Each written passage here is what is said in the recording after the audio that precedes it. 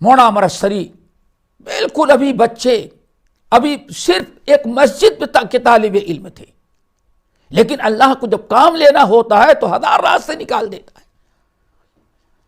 جس کو کوئی جانتا بھی نہیں تھا، رفو کرنے والا انسان، اور گلیوں سے میں جا کر کے مولانا احمد اللہ صاحب رحمۃ اللہ علیہ سے علم حاصل کرنے سیکھنے والا کھڑے ہوئے، کہا کہ لوگوں، انہوں نے سوال کیا، ہم جواب دیتے، لیکن ہم ان سے پہلے سوال کریں گے پھر ہم جواب دیں گے۔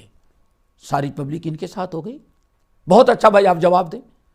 مولانا مرسری رحمۃ اللہ نے پادری کو خطاب کیا، کہا آپ یہ کہہ رہے ہیں کہ عیسیٰ اللہ کے بیٹے ہیں، مریم اللہ کی بیوی ہے، نعوذ باللہ۔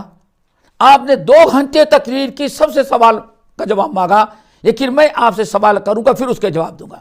کہا سوال کرو۔ کہا آپ نے بھی شادی کی ہوگی، اتنے ساتھی بیٹے انہوں نے بھی شادی کی ہیں، آپ ذرا یہ بتائیں جب شادی ہو رہی تھی اللہ تعالیٰ کی، باپ کسی کا باپ بننے کے لیے پہلے بیٹے کی ماں بنانا ضروری ہے، بیوی بنانا ضروری ہے؟ کہا کہ ہاں۔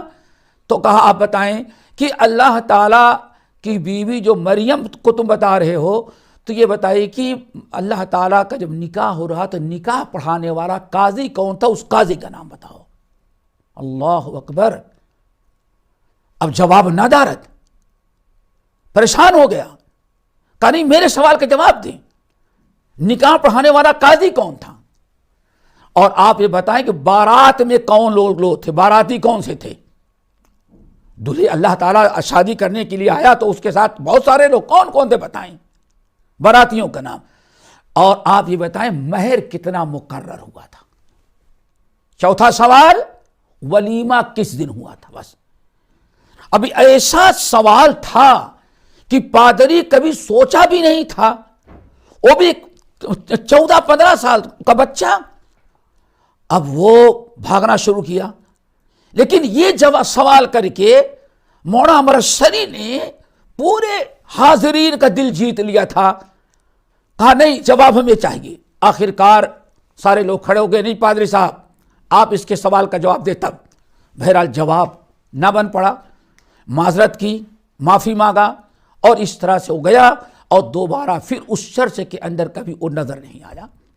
اس طرح سے اللہ تعالیٰ نے ان سے طالب علمی ہی کے زمانے میں، بچپنے ہی کے زمانے سے کام لینا شروع کر دیا۔